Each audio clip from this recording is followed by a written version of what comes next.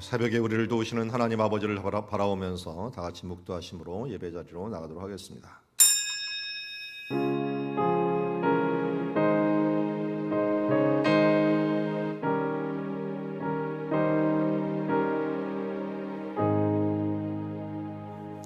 아브라함의 하나님, 이삭의 하나님, 야곱의 하나님, 살아계신 하나님을 찬양합니다. 오늘도 살아계셔서 불꽃 같은 눈으로 또한 자비한 눈으로 우리를 바라보며 우리를 향하여 놀라운 계획을 실현해 나가시는 하나님의 그 능력과 그 사랑을 우리의 삶 속에서 실현하기를 원합니다. 주여, 오늘도 이 새벽부터 주님의 뜻을 분명히 보며 주와 함께 기뻐하며 주와 동행하는 삶을 살아가는 주의 자녀들 되게 하옵소서. 예수님의 이름으로 기도드리옵나이다. 찬송가 171장 하나님의 독생자 살아계신 주 함께 찬양합니다.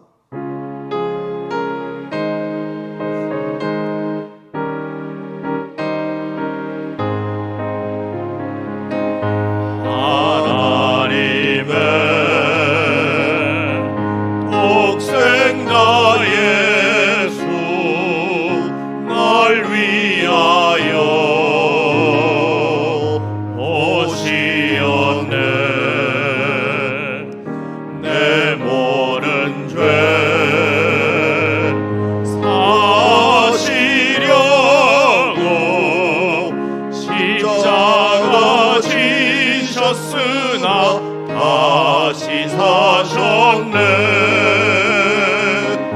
살아계신 주 나의 참된 소망 두려움이 사라지네. 사랑에 주네 갈 길 인도하니 내 모든 삶의 기쁨 늘 충만하네. 주 안에서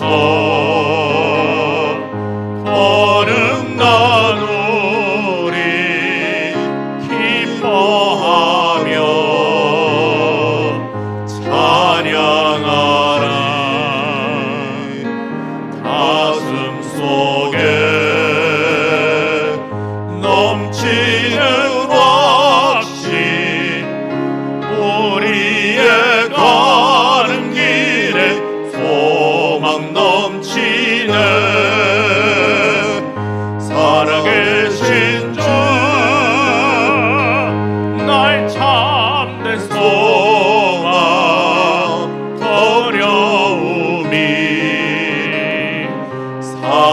사라지네.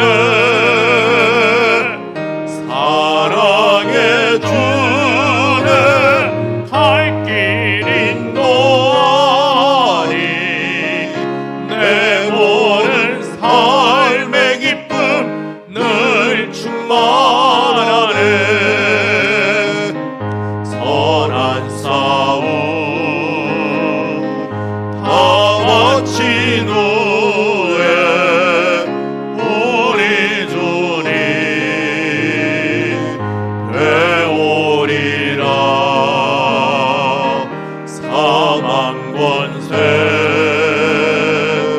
다 물리치고 주님이 다스리니 영광 넘치네. 살아계신 주 나의 참된 소망 두려움이 사라지네. 사랑해 주네 갈 길 인도하니 내 모든 삶의 기쁨 늘 충만하네.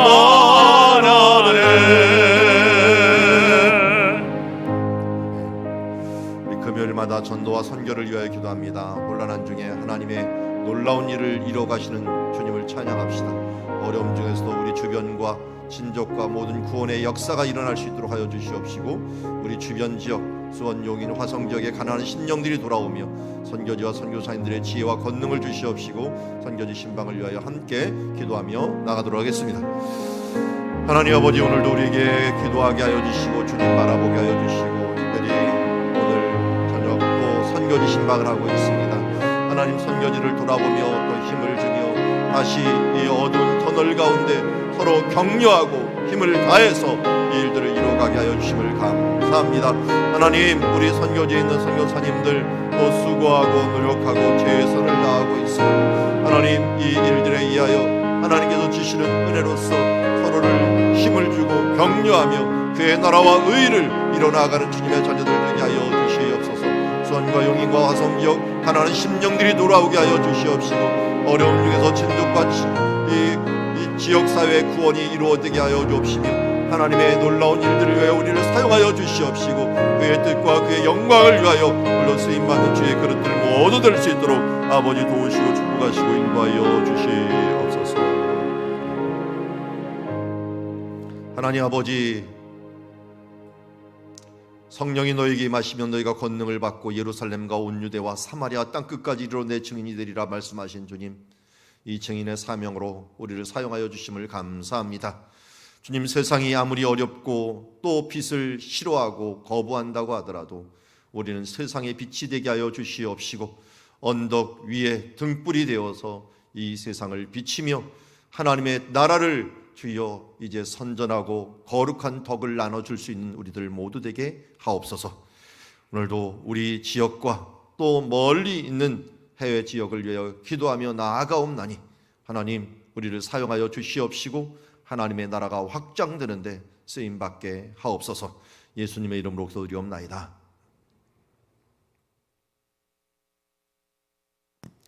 오늘 우리에게 주신 하나님의 말씀은 마태복음 22장 23절부터 33절 말씀, 부활을 논할진대 라고 하는 제목을 가지고 하나님의 말씀 보도록 하겠습니다. 한 절씩 교도하겠습니다. 부활이 없다는 사두개인들이 그날 예수께 와서 물어 이르되, 선생님이여, 모세가 일렀으되 사람이 만일 자식이 없이 죽으면 그 동생이 그 아내에게 장가들어 형을 위하여 상속자를 세울지니라 하였나이다. 우리 중에 7형제가 있었는데 마지가 장가들었다가 죽어 상속자가 없으므로 그 아내를 그 동생에게 물려주고 그 둘째와 셋째로 일곱째까지 그렇게 하다가 최후에 그 여자도 죽었나이다. 그런즉 그들이 다 그를 취하였으니 부활 때의 일곱 중에 누구의 아내가 되리이까? 예수께서 대답하여 이르시되, 너희가 성경도 하나님의 능력도 알지 못하는 고로 오해하였도다. 부활 때에는 장가도 아니가고 시집도 아니가고 하늘에 있는 천사들과 같으니라. 죽은 자의 부활을 논할진대 하나님이 너희에게 말씀하신 바 나는 아브라함의 하나님이요 이삭의 하나님이요 야곱의 하나님이로라 하신 것을 읽어보지 못하였느냐? 하나님은 죽은 자의 하나님이 아니요 살아있는 자의 하나님이시니라 하시니. 같이 읽겠습니다. 무리가 듣고 그의 가르치심에 놀라더라. 아멘.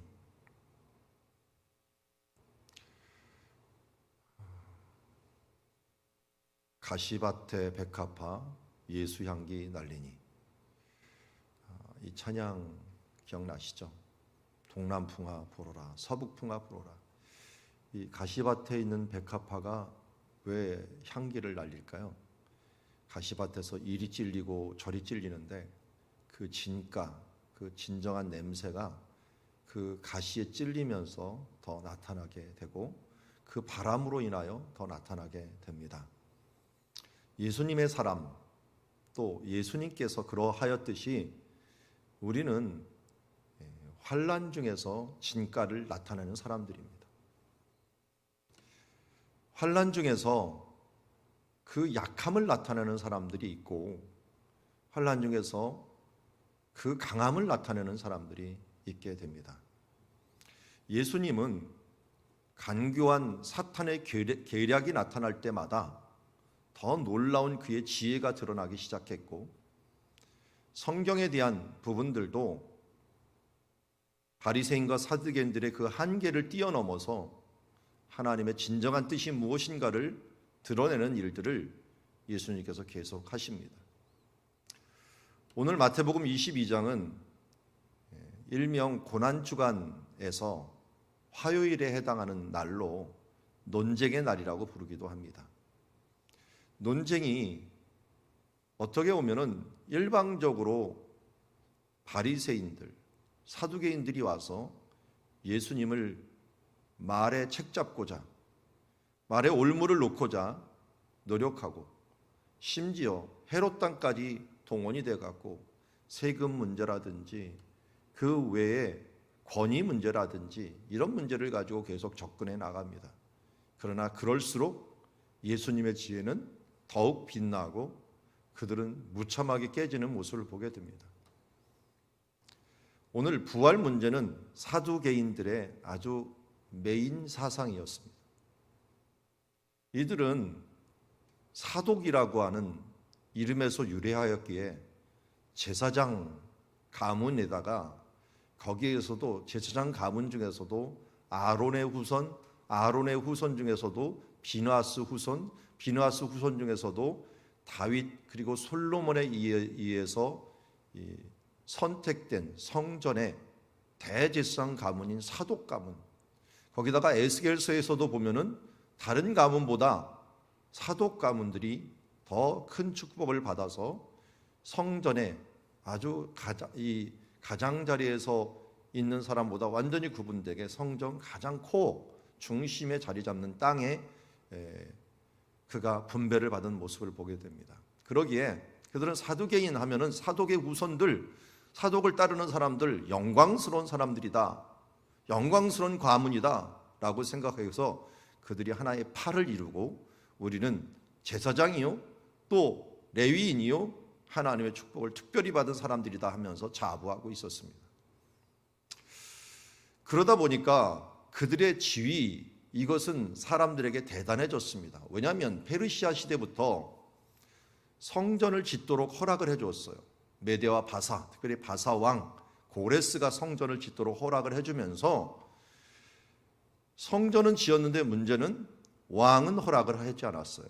정치적인 독립은 안 돼 있고 종교적인 자유만 이루어지다 보니까 이 다윗의 후손들은 점점 쇠퇴를 하고 제사장 아론의 후손 사독 가문들은 점점 권력을 얻어서 어떻게 보면 이스라엘의 주도권을 잡은 사람들은 사두개인들이 되어버렸습니다. 예수님이 오셨을 때 다윗의 후손으로 어떻게 보면 유력한 요셉이라는 사람은 집을 짓는 망일꾼이 되어서 저 나사렛, 그야말로 나사렛에서 무슨 선한 것이 날 수 있겠느냐 하는 시골 동네 한 동네에 살고 있었던 모습을 보게 됩니다. 어떤 사람들은 힘을 얻어갖고 성전에서 떵떵거리고 공회를 이루며 이스라엘 리더가 돼 있는데, 어떤 사람은 이 다윗의 후손들은 정말 하층민처럼 대접을 받으며 살았던 모습을 보게 됩니다. 그러다 보니까 사두개인들은 자기들의 사상들을 지키고 자기들의 위치를 지키기 위해서 성경에서 보고 싶은 것만 보고 또 자기를 합리화시키기 위한 것들만 보는 경향들이 있었습니다. 어제도 잠시 사두개인들을 이 바탕을 얘기했지만 그들에게 가장 메인 이슈가 되는 것이 부활이 없다, 천사가 없다라는 것입니다. 그러면 이것은 무엇을 의미합니까? 앞으로 세상을 부인하면 이 세상이 전부다. 그러니 이 세상에서 축복받는 게 하나님의 축복이고 이 세상에서 잘 되는 게 이게 하늘의 축복이다라고 하는 것에만 초점을 맞추고 살았죠. 그러니 어떻게든지 권력을 얻고 돈을 얻고 힘을 얻는 것들이 이들의 목적이었습니다.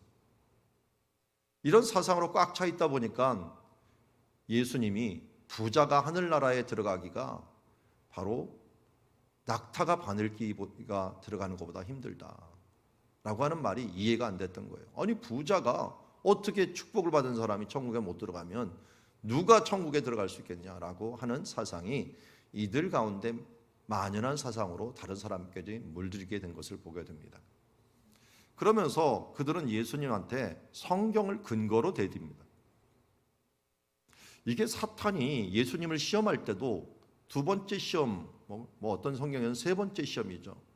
하나님께서 성경에 오면 너희 넘어지는 자의 발을 내가 받아줄 것이라고 했으니 너는 넘어져 봐라, 떨어져 봐라. 그러면 내가 이 성경에 오면 이렇게 안아주고 너를 받아준다고 하지 않았느냐 하면서 성경을 가지고서 접근을 합니다. 이게 이단들이 똑같이 하죠. 아예 세상 사람들은 성경 갖고 접근할 생각을 안 하지만 이단들도 똑같이 합니다. 그리고 우리가 성경을 알지 못하면은 사탄의 꾀임에 그냥 무방비 상태로 당할 때가 많이 있습니다. 신천지가 우리 한국교회를 어지럽힌 이유, 또 교회들이 무력하게 넘어지는 이유는 사람들에게 성경을 안 가르쳐주고 또 성경을 알려고도 하지 않고 하나님의 뜻이 무엇인가 분별하는 것보다는 그냥 내가 듣기 좋은 말, 여기 있는 사두개인처럼 내 귀에 좋은 말을 들으려고 하다 보니까 자기 합리화를 시키는 일들이 많이 있는 것을 보게 됩니다. 우리가 정말 하나님의 말씀을 볼 때, 심지어 큐티를 할 때조차도 주객을 전도하면 안 됩니다. 하나님이 무엇이라고 나에게 말씀하시려고 하는가에 초점을 맞춰야지 내게 필요한 말씀이 무엇인가라고 생각을 하다 보면은 거기에 초점을 맞추다면 말씀을 내 뜻에 맞춰버리는 수가 있습니다. 오늘 바리새인들, 사두개인들이 그렇게 말씀을 보고 있었습니다. 여기 있는 사두개인들이 자기들의 그 상황에 맞춰 갖고 하나님의 말씀을 끌어들였습니다. 그래서 이런 예를 들은 것입니다. 사람이 만일 자식이 없어 죽으면 그 동생이 그 아내에게 장가들어 형을 위하여 상속자를 세울지니라. 이게 무슨 사상이에요? 계대결혼. 계대결혼이라 그래갖고 형이 아들을 못 낳으면 그 다음 아들, 이 대표적인 게 유다의 아들들이죠. 유다의 아들이 첫 아들이 없으니까 둘째 아들인 게 셋째 아들이 안 되는데 그것도 안 되면 어떻게 해요? 시아버지까지 가갖고 어떻게든지 하고, 또 이것에 성공을 이뤘던 사람이 누구예요? 룻기에서는 기업 무르는 자가 되는 거예요. 이런 일들은 하나님께서 허락해 줬는데, 그런데 여기서 25절에 보니까 7형제가 있는데 마지가 장가들었다가 아주 좀 극단적인 예를 들은 거예요. 7째까지 다 결혼했는데 아무도 아들을 못 낳고 죽었다. 그러면 최후에 그 여자는 누구의 아내가 되겠습니까? 라고 하면서 부활이 이렇게 되면 얼마나 불합리합니까? 라고 하는 이 얘기를 하면서 자기에 맞추려고 했던 거예요. 내게 필요한 말씀으로 딱 맞춘 거죠. 이 이야기에 대하여 바리새인도 말을 못했던 것 같아요. 왜 그럴까요? 왜 이 부분들에서 사람들이 그 당시에 말을 못했을까요? 예수님이 29절에 그 이유를 얘기합니다. 너희가 성경도 하나님의 능력도 알지 못하는 거로 오해하였도다. 첫 번째가 성경을 몰랐어요. 두 번째가 하나님의 능력을 알지 못했어요. 그런데 이스라엘에서 성경이 다 그렇게 돼 있어요. A를 말하고 B를 얘기했죠. 성경도 하나님의 능력도. 그러면 대답은 뭐부터 나오냐면 B부터 나와요. B-A-. 이런 식으로 이걸 이제 이 수미 쌍관법 이런 식으로 쓰는데요. 성경의 대부분 대답이 그렇게 나와요. 그러니까 우리 성경을 잘 연구할 때 보면은 이 대답은 제가 이걸 딱 봐도 성경도 하나님의 능력도 그러면 하나님의 능력 먼저 얘기하겠구나 하는 걸 알아야 돼요. 자, 그게 나오죠. 사실은 하나님의 능력은 뭐예요? 부활 때에는 장가도 아니가고 시집도 아니하고 하늘에 있는 천사들 같으니라.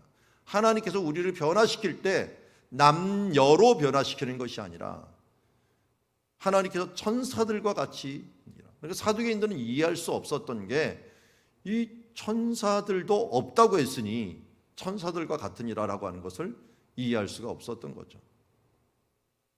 그러면서 하나님의 능력을 그냥 죽은 자 가운데 그냥 살아나 버리면 그러면 노인으로 죽은 사람 노인으로 태어나고 여자로 죽은 사람 여자로, 남편은 아니 이 관계들 그대로 하고 태어나면은 불행한 사람 불행한 기억들을 다 가지고 태어나면 어떻게 되겠습니까?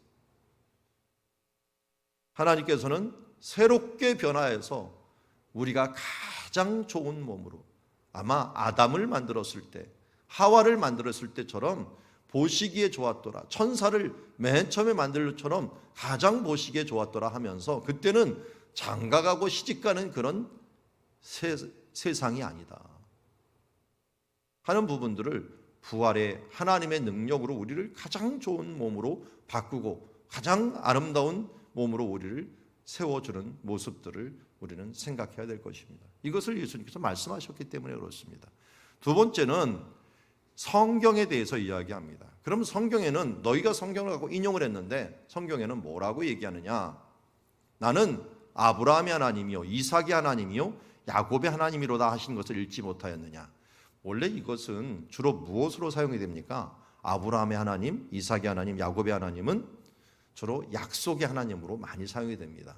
아브라함에게 약속, 이삭의 약속, 야곱의 약속. 왜냐하면 이 세 명의 특징은 그 다음 요셉의 이야기가 어떻게 보면 이삭의 이야기보다 몇 배 많이 나왔는데도 불구하고 왜 요셉의 하나님은 안 했느냐라고 하면은 아브라함과 이삭과 야곱에게는 공통적으로 약속을 주었기 때문에 언약이라고 하는 내가 너와 내 자손을 내가 축복할 것이라고 하는 언약을 연속으로 3번이나 해 주었기 때문에 그래요. 그러다 보니까 이삭 형제 이스마엘이 있었고 야곱의 형제 에서가 있었는데 그들에게 나타나 갖고는 하나님이 직접 내가 내 하나님이 되겠다, 너를 축복하고 내 자손을 축복했다는 말을 안 하셨어요. 그런데 아브라함과 이삭과 야곱에게는 친히 나타나 갖고 그 약속을 해 주심으로 말미암아 이 이야기를 딱 돌 때마다 이것은 언약의 하나님이구나 하는 것을 알 수가 있어요. 그래서 언약에 신실하신 하나님, 모세가 그래요. 계속적으로 기도할 때 아브라함 하나님, 이삭의 하나님, 야곱의 하나님이요 이스라엘 하나님이요 그 약속하신 것을 이루소서라고 하는 것을 계속적으로 이 약속에 근거하여 그들이 죄를 져갖고 멸망하려고 할 때마다 이 이름을 계속 거론한 것을 보게 됩니다. 그런데 여기는 또 하나의 비밀이 숨겨져 있었어요. 그게 뭐였냐면 하나님은 죽은 자의 하나님이 아니요 살아있는 자의 하나님이시다 하는 것이에요. 아브라함 때도 하나님이셨고 이삭 때도 하나님이셨고 이 야곱 때도 하나님이셨고 하나님은 영원히 살아계시는 하나님이시기 때문에 그들의 하나님이 될 것이다라고 말씀했습니다. 그런데요 여러분 이것을 굳이 얘기를 안 해도 구약의 전반적인 이야기들을 보면은 천사가 나옵니다. 삼손 이야기에서 나오고 기드온 이야기에서 나옵니다. 그리고 부활에 대한 사상이 왜 안 나오겠습니까? 하나님께서 아브라함의 하나님, 이삭의 하나님, 야곱의 하나님이라고 하면서 부활에 대한 부분들 그리고 이 천국에 대한 소망 이야기들이 그 이야기에 전반적으로 다 깔려 있습니다. 그런데 왜 사두개인들은 이것을 이 당연한 이야기들과 당연한 사상들을 이해하지 못했을까요? 자기의 욕심에 맞추다 보니까 그렇습니다. 욕심의 눈으로 쳐다보면 하나님의 것이 보이지 않습니다. 다시 말씀드립니다. 우리의 주인은 하나님이시고 그래서 성경을 볼 때도 하나님의 눈으로 봐야 됩니다. 하나님의 의도가 무엇인가? 오늘 계대 결혼을 준 이유가 뭘까요? 사랑입니다. 그 시대에서 아들을 못 낳고 살아가는 사람들, 그런 여인들은요, 그러다가 남편이 죽어버리면 어떻게 될까요? 그는 미래를 보장받을 수 없는 사회를 살고 있는 거나 마찬가지였어요.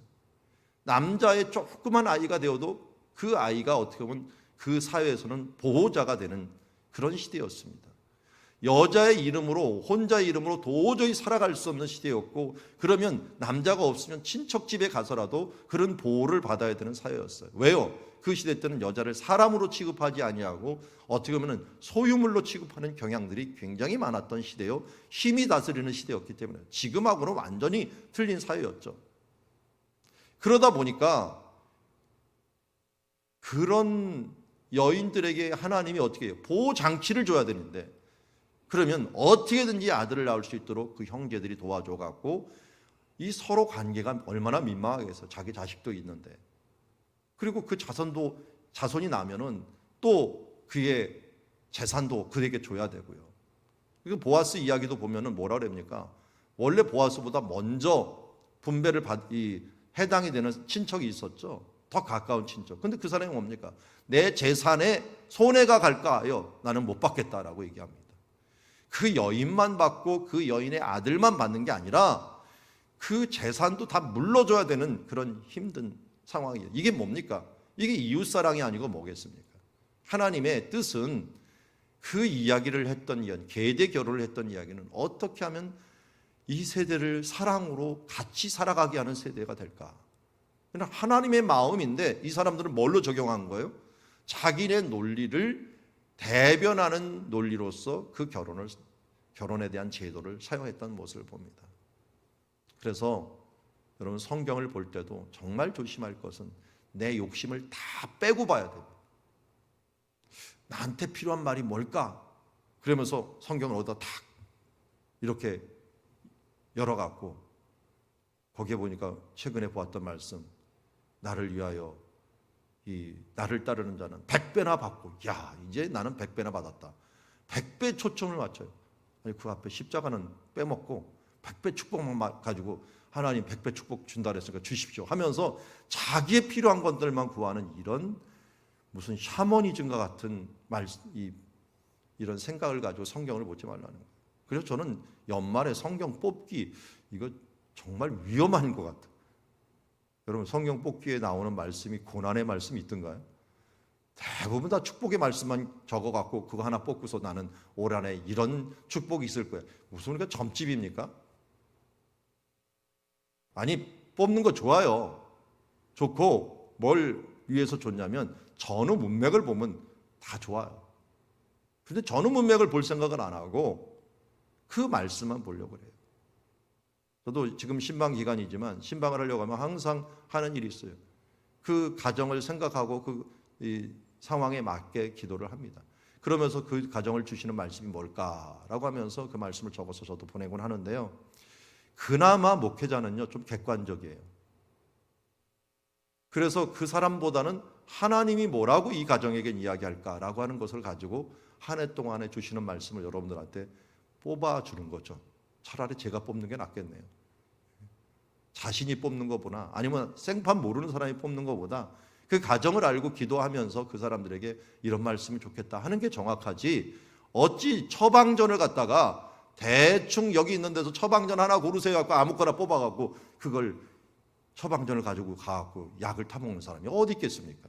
사두개인들도 마찬가지죠. 야 보니까 요 나한테 맛있는 거 있어, 요 맛있는 거를 내 처방전으로 먹는 사람은 그거는 병을 더 키우는 사람이 되는 것입니다. 오늘도 우리가 다시 한번 이 사두개인들의 모습을 통하여 하나님의 말씀에 대해서 다시 우리의 시각을 바로 잡는 시간이 되었으면 좋겠습니다. 먼저 하나님, 그의 나라, 하나님께서 이 말씀에 어떤 의도를 가지고 이 말씀을 하시는가? 그러면 그 말씀이 그 말씀을 하시면 아멘이라고 내가 그냥 받아들이면 되는 거예요. 그게 내 상황에 맞을 수도 있고 안 맞을 수도 있지만 그냥 아멘으로 받아들이다 보면 10중 8구 안 맞는 말씀이 어떻게 있습니까? 하나님께서 때에 맞는 말씀을 주시죠. 그리고 성경을 오해하지 말고 하나님의 능력을 오해하지 말아야 됩니다.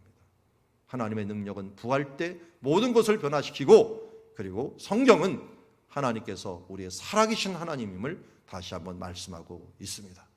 이 하나님 앞에 오늘도 우리의 초점을 맞추고 주님께서 우리에게 말씀하시는 것에 따라서 주의 말씀하시면 나아가고 주님의 뜻이 아니면 멈춰설 수 있는 살아계신 하나님과 동행하는 삶들을 살아가는 주의 자녀들 모두 되기를 주의 이름으로 축원합니다. 기도하겠습니다. 하나님 아버지, 오늘도 우리에게 사두개인들의 질문을 통하여 하나님께서, 예수님께서 우리에게 교훈하시는 것을 듣습니다. 어찌 보면 사두개인의 모습이 우리의 모습과 너무 닮았습니다. 우리는 성경을 알아갈수록 자꾸만 성경을 가지고 나를 합리화시키려고 합니다. 내 일들을 합리화시키고 내게 필요한 것들만 자꾸만 들으려고 하는 귀를 가지고 있습니다. 주님, 이제 주는 그리스도시요 살아계신 하나님의 아들이라는 신앙 고백을 받은 우리 그 믿음처럼, 그 고백처럼 예수님은 우리의 그리스도 되심을 인정하고 당신이 뜻하는 대로, 원하는 대로, 가라는 대로, 멈추라는 대로 움직여줄 수 있는 주님과 동행하는 삶 살아가는 우리들 되게 하여 주시옵소서. 그래요, 성경의 그 말씀대로 하나님의 능력을 믿으며 주님과 함께 동행하며 내 생각 버리고 주님의 뜻을 따라가는 주의 자녀들 모두 되게 하옵소서. 예수님의 이름으로 기도드리옵나이다. 아멘. 오늘도 주신 말씀 마음에 새기